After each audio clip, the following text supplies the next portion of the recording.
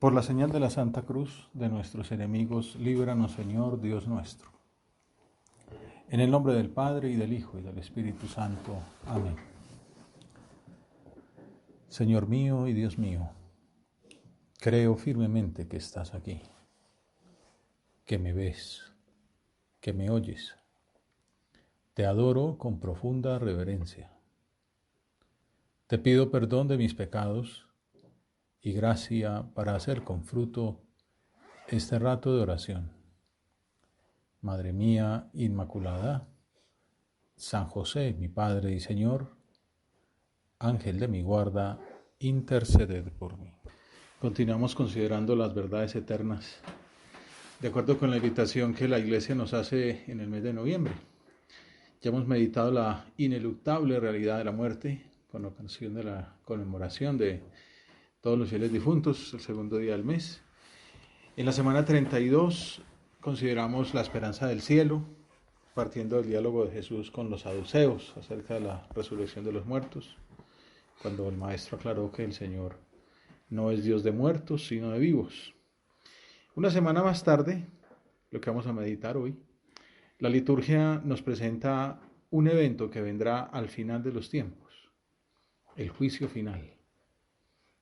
Es una realidad tan importante que todos los domingos la reafirmamos en el credo, cuando proclamamos de pies que Jesucristo vendrá al final de los tiempos para juzgar a vivos y muertos. También lo tenemos ahí en la Capilla Sixtina como gran retablo, síntesis de Miguel Ángel, de toda aquella catequesis que se hace con esas imágenes.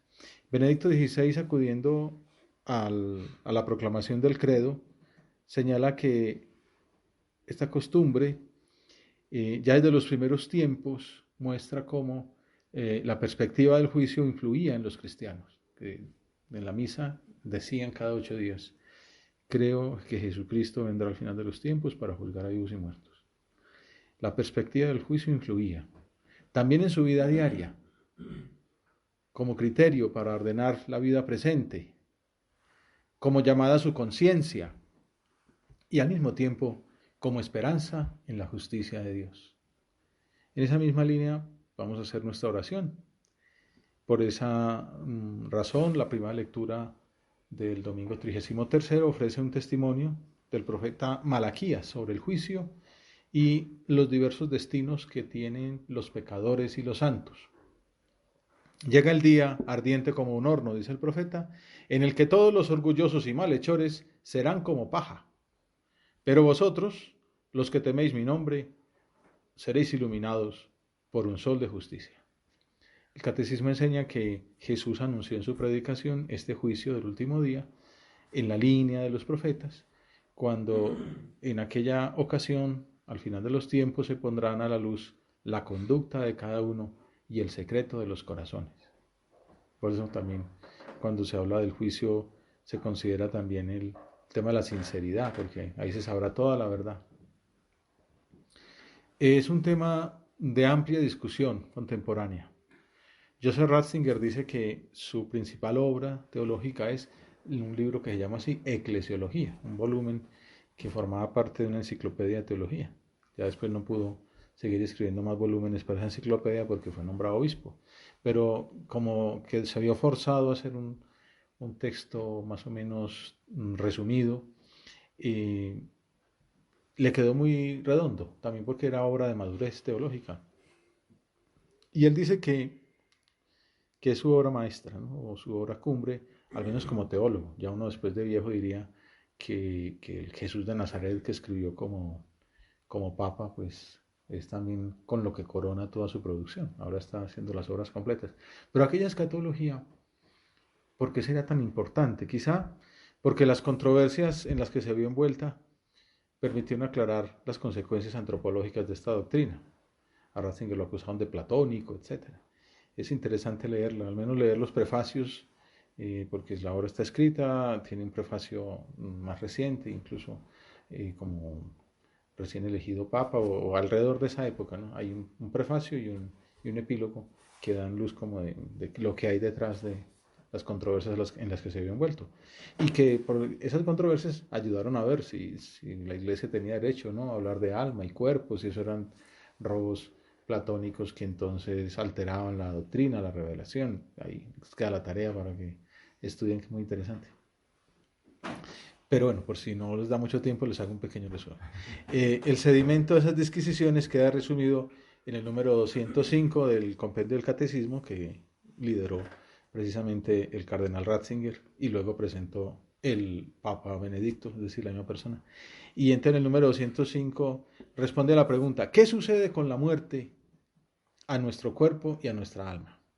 Y entonces responde el compendio: con la muerte, que es separación del alma y del cuerpo. Ya queda claro que entonces más adelante la Congregación de la Fe dijo que formaba parte del anuncio cristiano esas categorías de alma y cuerpo, y que, pues, que mejor dicho, que la mejor manera de explicarlo era por ahí. Entonces, que no solo no estaba mal, sino que estaba muy bien. Y por eso el catecismo: con la separación del alma y el cuerpo cae en la corrupción, puro carbono, decíamos, ¿no? También el del hombre. Solo que habíamos hablado que el perro sí es puro carbono y la cucaracha es puro carbono. El hombre, el cuerpo, los huesos, eso queda ahí en el humus. Mientras el alma, que es inmortal, va al encuentro del juicio de Dios y espera volverse a unir al cuerpo cuando éste resurja transformado en la segunda venida del Señor. No vamos a hacer énfasis en lo primero, que lo mencionamos la vez pasada.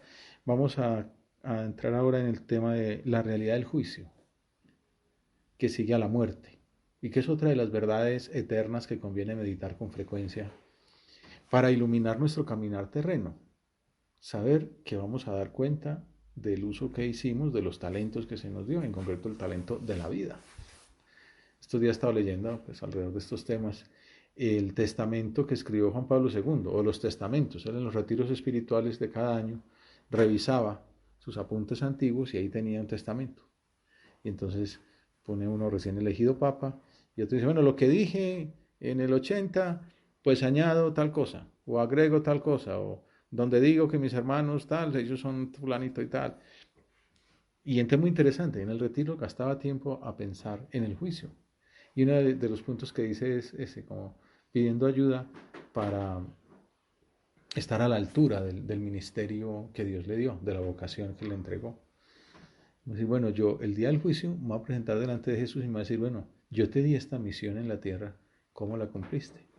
Y entonces ya eso le ayuda a uno a decir: uy, este año que tengo por delante, o a partir de ahora, ¿cómo me voy a portar? Sí, tengo que dar cuentas de esto delante de Dios. Entonces ilumina nuestro caminar terreno y también nos ayuda a no perder de vista la meta por quedarnos retosando en el sendero. Claro, cuando el diablo presenta la tentación, le hace creer a uno que, mejor dicho, que esto es el no va más. Y luego pasa la tentación y dice: no va menos, ¿no? Porque valiente gracia, ¿no? Todo lo que se perdió, pregúntele a Daniel. O pregúntenos a nosotros mismos, ¿no? Tras la muerte, el alma inmortal va al encuentro con el juicio de Dios. El mismo compendio del catecismo aclara un poco más adelante en qué consiste ese juicio, llamado particular, para distinguirlo del final que ocurrirá al final de los tiempos, el que decimos que representa pues ahí Miguel Ángel en la Capilla Sixtina y que aparece en tantas partes.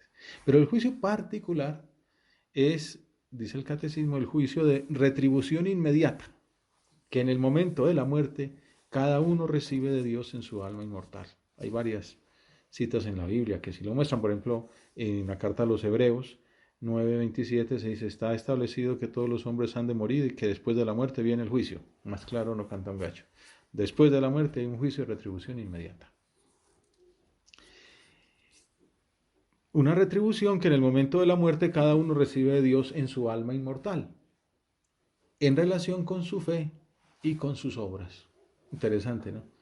Hay un juicio sobre nuestra fe. Hay un juicio sobre nuestras obras. Esta retribución consiste en el acceso a la felicidad del cielo inmediatamente, ¿no? Los santos, esperemos ser de esos, y por eso estamos haciendo esta oración: queremos ser santos a pesar de nuestras miserias.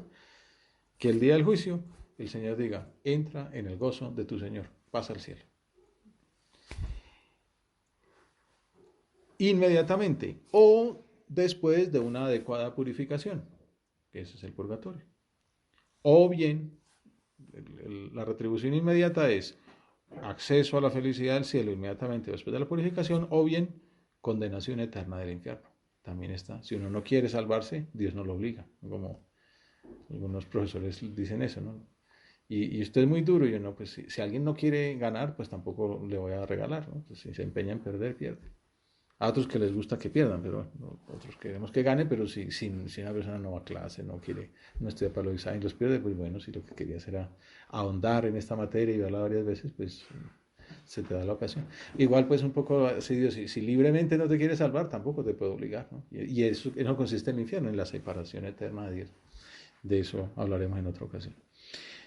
El catecismo enseña que esta doctrina no es una elaboración teológica, digamos que a partir de la nada, sino que remite directamente al Nuevo Testamento y presenta algunos textos revelados. Bueno, el Nuevo y en el Antiguo también, ya decíamos, en la primera lectura de Malaquías habla de los que van a ser como paja y los que van a ser bienaventurados. Por ejemplo, la parábola del pobre Lázaro y del rico Epulón, que hemos considerado en otras ocasiones, que habla de una retribución. Lázaro tiene grandes bienes, Epulón grandes males.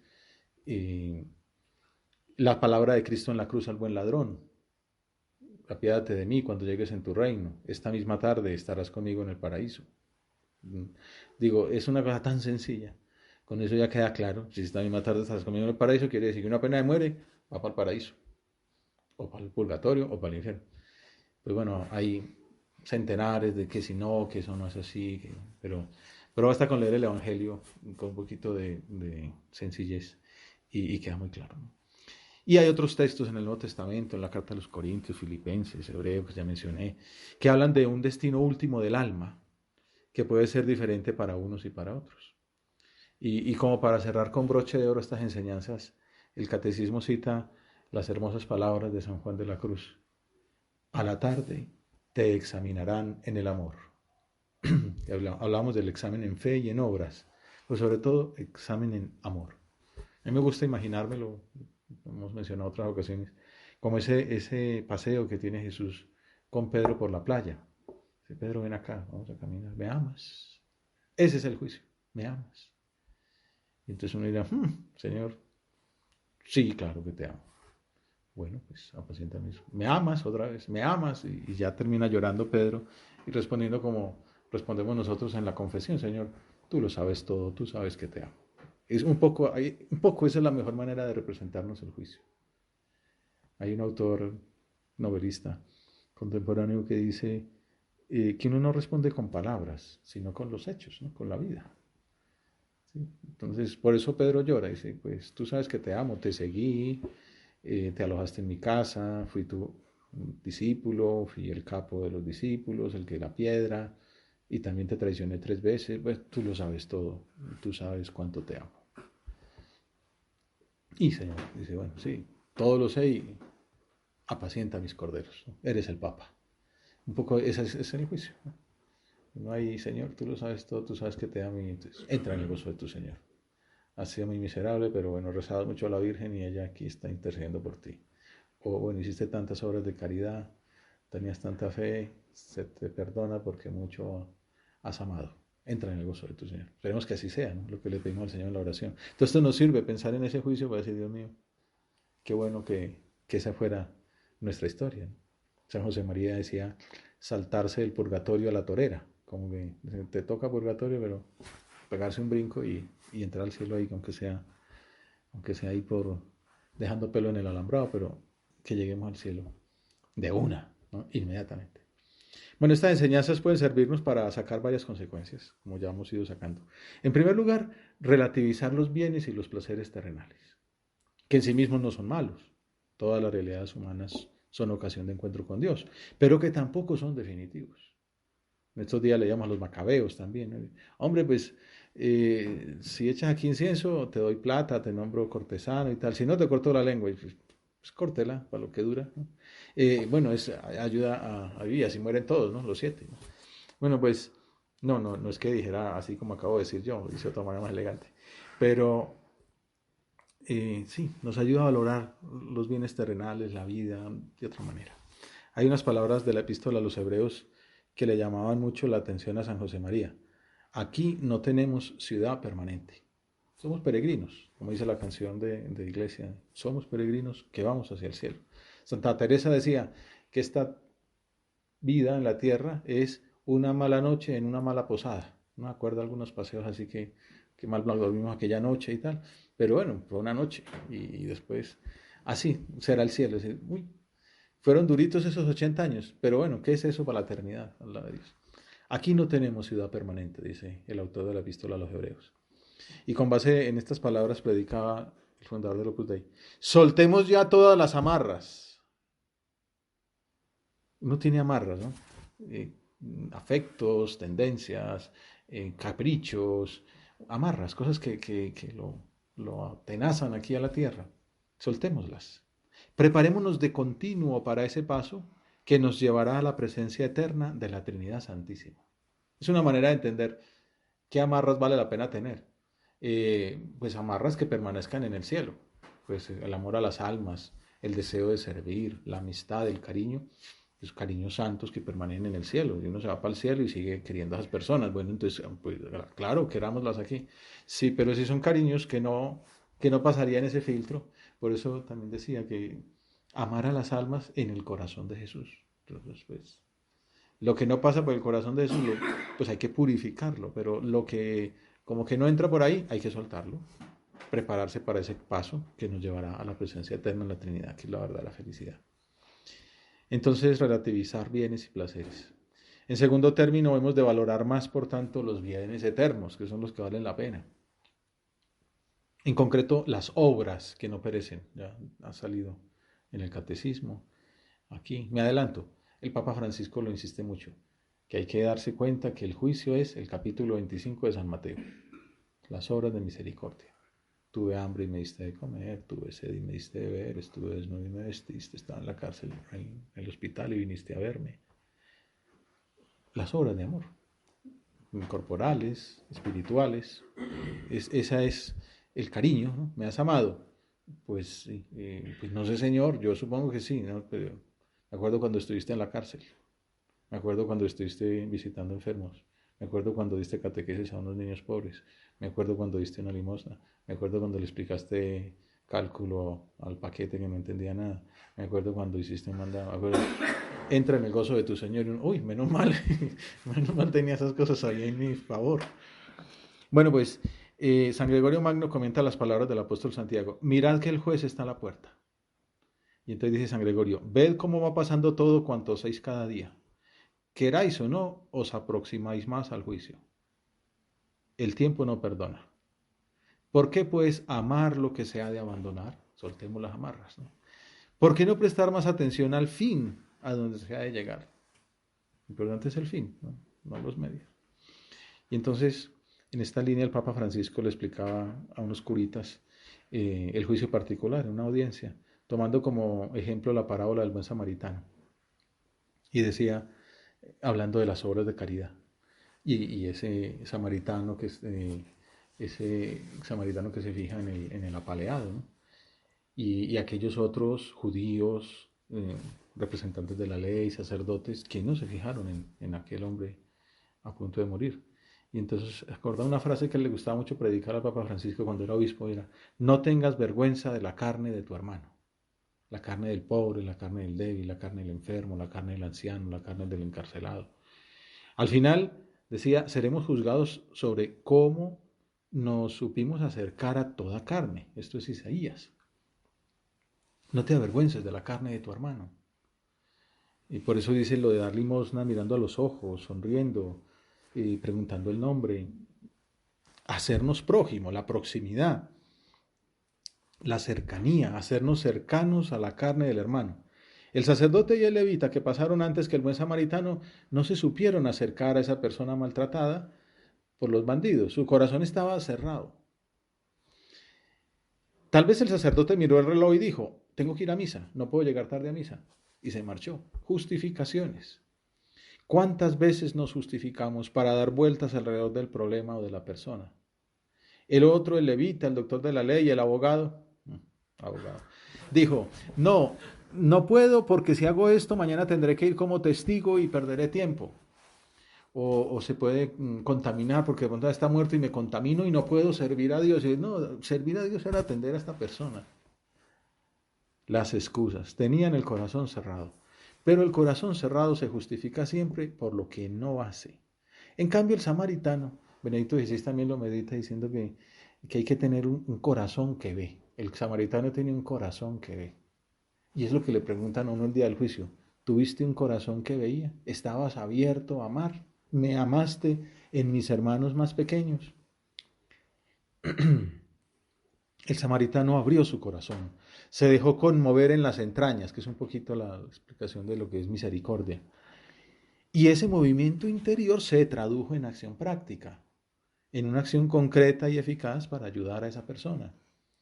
Al final de los tiempos, se permitirá contemplar la carne glorificada de Cristo solo a quien no se avergonzó de la carne de su hermano herido y excluido. Pues lo confieso, a mí me hace bien a veces leer la lista sobre la cual seré juzgado. Me hace bien, está en el capítulo 25 de San Mateo, que les mencioné ahorita, las obras de misericordia. Bueno, entonces considerar con mucha perspectiva eterna los bienes del cielo y relativizando los bienes de la tierra, amar con obras y, en tercer lugar, la consideración del juicio pues no debe llenarnos de temor, sino que debe invitarnos al abandono en la misericordia divina. Si uno no medita el juicio para asustar. Hubo un tiempo, digamos, antes la predicación era, vamos a asustar a la gente con esto, ¿no? Y la meditación del infierno era bueno asustar y solo faltaba pues poner efectos especiales, eso es como para, y decir, no se trata de eso, ¿no? Obviamente hay que darse cuenta que hay justicia, ¿no? Y que el que quiere irse para el infierno, Dios no lo va a obligar a meterse al cielo. O sea, sería un atentado contra la libertad. Entonces, si yo no quiero nada con Dios, pues bueno, si tú no quieres nada conmigo, pues vete con el demonio. Pero todo el que tenga un pequeño resquicio de amor, Dios se pega de eso, lo que nos dicen nosotros en la confesión. Con que tenga alguna pequeña, mínima capacidad de arrepentimiento, uno se agarra de eso para perdonar, ¿no? Bueno, pues si eso es uno que es una miseria, a pesar de ser ministro divino, ¿cómo era Dios en su misericordia, ¿no? Entonces, abandonarse. Benedicto XVI consideraba el ejemplo de Teresa de Lisieux, Santa Teresita, que dice que un día se presentaría ante Dios con las manos vacías. Bueno, una santaza de esas decía, no, con las manos vacías. Pero que las tendería abiertas hacia Él. Y entonces dice el Papa Benedicto, estas palabras describen el espíritu de los pobres de Dios. Bienaventurados los pobres de espíritu, como María. Puso los ojos en la pobreza de su esclava. Entonces, cuando nosotros nos sentimos pobres de obras, pobres de amor, pobres de fe, decir, bueno, pues tengo que extender las manos, ¿no? Llegamos con las manos vacías, no con manos que agarran y sujetan, sino con manos que se abren y dan. Y así están preparadas para la bondad de Dios que da. A San José María lo llenaba de esperanza unas palabras semejantes que le escribió un obispo amigo, al que le decía, rece por nosotros, que tenemos, pues para cuando el Señor nos tenga que juzgar. Y entonces le decía a este obispo en la carta de respuesta, entonces no había mail, sino que era por carta. Entonces dice, me hizo gracia que usted hable de la cuenta que le pedirá nuestro Señor. No, para ustedes no será juez, en el sentido austero de la palabra, sino simplemente Jesús. Dicen unas palabras que lo llenaron de consuelo. Dicen, a ti también te pueden consolar. Para ti no será juez, será simplemente Jesús. Cuando uno llegue al juicio era, Señor, bueno, pues como le hemos dicho todas las veces en la oración, en estos ratos de meditación, como le decimos al comulgar, pues así será, pues como, no sé, ¿qué le dices tú cuando comulgas? Bienvenido. Uy, Señor, en el examen de conciencia, como veremos ahorita. Así será. Hola, Señor, hola, Jesús, o como uno le diga, ¿no? Hay unos amigos de otra procedencia geográfica le dicen Chuchito. Bueno, cada uno tendrá, algunos tienen más confianza que otros, ¿no? Pues bueno, pues seguramente así le dirá uno y así nos dirá él a nosotros con todo el cariño. Será simplemente Jesús. Muchos años después, esto es un libro del año 38 o así, muchos años después reafirmaba esa esperanza y predicaba ya en los años 70. Era muy joven cuando escribí, y lo repetiré ahora con paladeo de miel, que Jesús no será mi juez ni el vuestro, será Jesús, un Dios que perdona. Claro, si uno confiesa con frecuencia, como hacemos nosotros, procuramos ahí estar pidiéndole perdón al Señor. Igual, el juicio también es como, Señor, tú lo sabes todo, tú sabes que te amo. Te lo decía cada nada en la confesión, ahora te lo vuelvo a repetir. Y quizás nos diga, pues yo te lo decía cada nada en la confesión, yo te absuelvo de tus pecados, entra en el gozo de tu Señor, pues ahora te lo repito. Esta convicción nos permite afrontar la realidad del juicio particular sin ningún tipo de miedo. El verdadero cristiano, dice Surco, está siempre dispuesto a comparecer ante Dios. No tenemos miedo a Dios. ¿No? Un hijo de Dios no le tiene miedo a nada ni a nadie, ni a Dios, porque es su Padre. El verdadero cristiano está siempre dispuesto a comparecer ante Dios. Porque en cada instante, si lucha para vivir como hombre de Cristo, está preparado para cumplir su deber. Ya desde aquí contamos con los medios sobrenaturales para prepararnos. Meditar estas verdades nos tiene que sacar propósitos de estar preparados. Esta misma noche se nos puede presentar la ocasión de estar delante de Dios y cómo hago para purificarme, para estar más limpio, para que el Señor se ponga contento cuando me tenga que juzgar. Bueno, pues la gracia que nos llega por los sacramentos, especialmente por medio de la Eucaristía, que se le llama así, prenda de la vida futura, como dice el misal. San Juan Pablo II escribió en su última encíclica que esa palabra que nosotros decimos después de la consagración se concluye oportunamente manifestando como esa proyección hacia la vida eterna que distingue la misa. Hasta que vuelvas, anunciamos tu muerte, proclamamos tu resurrección, hasta que vuelvas. Donec venias. La Eucaristía es como una tensión hacia la meta, pregustar el gozo pleno prometido por Cristo. Por eso decía, el juicio es como comulgar. Cuando uno está ahí esperando, está escuchando la palabra de la consagración, viene el Padre Nuestro, no soy digno de que entres en mi casa, empieza a hacer fila, cuerpo de Cristo, amén. Eso es el juicio. El cuerpo de Cristo glorioso se nos aparece. Y dice, amén. Y amén es, pues estoy de acuerdo pues, con estar aquí contigo. Y ahí, en ese amén está casi que uno podría decir, me amas, amén. ¿No? Que es el fiat de María. María, hay un predicador que dice, María no dijo fiat, fiat mi segundo verbum porque ella no hablaba latín. ¿No? Y ni dijo, hágase mi según tu palabra. María respondió, amén. Esa es la palabra de María, el hágase. Pues eso es el juicio, amén. Bienvenido. O pues bienvenido tú porque estás en mi casa. Pero bueno, bienvenido, sí, bienvenido al gozo de tu Señor. Es lo que decimos en la misa, por eso la misa tiene esa... el Papa Juan Pablo decía esto, que de misa en misa llegamos al cielo. La misa es como, él decía, como una persiana al cielo. Entonces, ahí ya no cuenta la maravilla que es la misa, ¿no? La Eucaristía es tensión hacia la meta. En cierto sentido es la anticipación del paraíso. En la Eucaristía todo expresa esa espera confiada, mientras esperamos la gloriosa venida de nuestro Señor Jesucristo. Quien se alimenta de Cristo en la Eucaristía no tiene que esperar el más allá para recibir la vida eterna. Lo decíamos la vez pasada en la meditación que titulamos ¿Cuándo comienza la vida eterna? Pues el que se aguantó todo el tiempo, al final, pues ¿cuándo comienza? Cuando comulgo.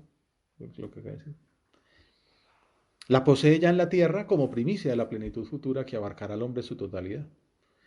En efecto, en la Eucaristía recibimos también la garantía de la resurrección corporal al final del mundo. Jesús lo dice, el que come mi carne y bebe mi sangre tiene vida eterna y yo lo resucitaré en el último día. Esa garantía de la resurrección proviene de que la carne del Hijo del Hombre que se nos entrega como comida es su cuerpo glorioso, en el estado resucitado. O sea que en la Eucaristía asimilamos de alguna manera el secreto de la resurrección. Por eso San Ignacio de Antioquía definía con acierto el pan eucarístico como fármaco de inmortalidad, antídoto contra la muerte, el alimento de la eternidad. ¡Qué maravilla! ¿No? Bueno, llegamos de esa manera a las últimas consideraciones de esta meditación. Si afrontamos el juicio sin miedo, es sobre todo por un motivo de amor. No es el egoísmo de no quererse condenar, sino amar. Una vez más, escuchemos un aforismo de San José María. ¿No brilla en tu alma el deseo de que tu Padre Dios se ponga contento cuando te tenga que juzgar? No es para yo no condenarme, sino de retornar, aunque sea en modo mínimo, tanto amor que Dios nos ha dado. De darle una alegría grande, hablando al modo humano. Dios no se alegra más de lo que ya es, porque es toda la alegría. Pero entendiéndolo, ¿no? Como que la alegría de haberle dado gloria con nuestra vida. De que se ponga contento cuando llegue el momento de nuestro juicio particular. Todo nos pasa. Hay gente a la que uno ve venir y dice, ay, qué bueno que viene. Y se ve, no me saludó. Entonces uno ve, ¿qué le he hecho? Pero dice, ay, ve, va a venir a saludarme. Hombre, qué alegría, un abrazo y tal. Hay otra gente que dice, ay, que no me vea. Bueno, pues que Jesús con nosotros no sea que no me vea, sino, ay, qué bueno que viene. Qué bueno que viene. Entra en el gozo de tu Señor. Bueno, pues se nos acaba el tiempo. Y pues para, digamos, maneras de preparar, decíamos, este juicio es la Eucaristía sobre todo, pero también el examen de conciencia es un poquito una preparación o un simulacro de lo que es el juicio. Si todas las noches antes de acostarnos decimos, Señor, ¿estás contento por el día que te hice hoy? ¿Ha habido algún moín de disgusto? ¿Ha habido algo que te haya molestado? Y dice, sí, pues mira, cuando le sacaste el cuerpo a esa persona, que no le respondiste el WhatsApp, que te pusiste a dormir en vez de ponerse a estudiar, que se te fue la vista por allá en el internet. Hoy sí, Señor, perdona. Y entonces saco un propósito para el otro día. No voy. Mañana, horario. Mañana voy a hacer esta visita. Mañana, tal cosa. Y el día del juicio será eso, un examen de conciencia más. El segundo, decíamos antes, la Eucaristía como sacramento en que recibimos fuerza. Pues la confesión también, ¿no? Pues se nos acabó el tiempo ya.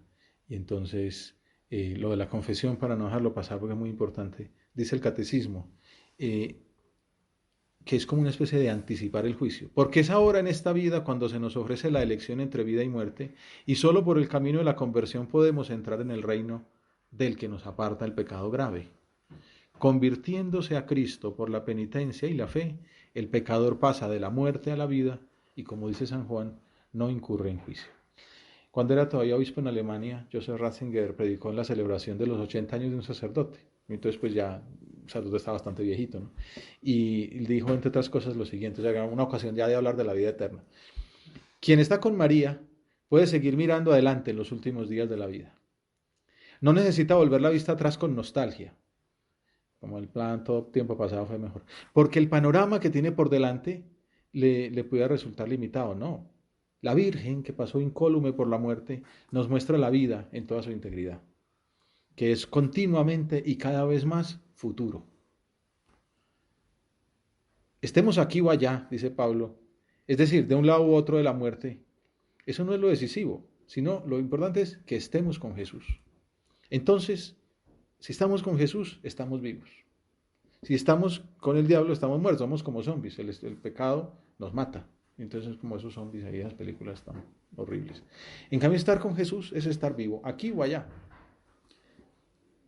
Esta vida es siempre futuro, porque es siempre más rica, más grande, más profunda. Por eso concluía en la salve, le decimos, Madre de Misericordia, muéstranos a Jesús, fruto bendito de tu vientre. Después de este destierro, muéstranos a Jesús. Esta consideración de las verdades eternas nos ayuda a ser más conscientes de lo que le pedimos tantas veces a María cada día. Ruega por nosotros pecadores, ahora y en la hora de nuestra muerte. Te doy gracias, Dios mío, por los buenos propósitos, afectos e inspiraciones que me has comunicado en esta meditación. Te pido ayuda para ponerlos por obra. Madre mía, Inmaculada, San José, mi Padre y Señor, Ángel de mi guarda, interceded por mí.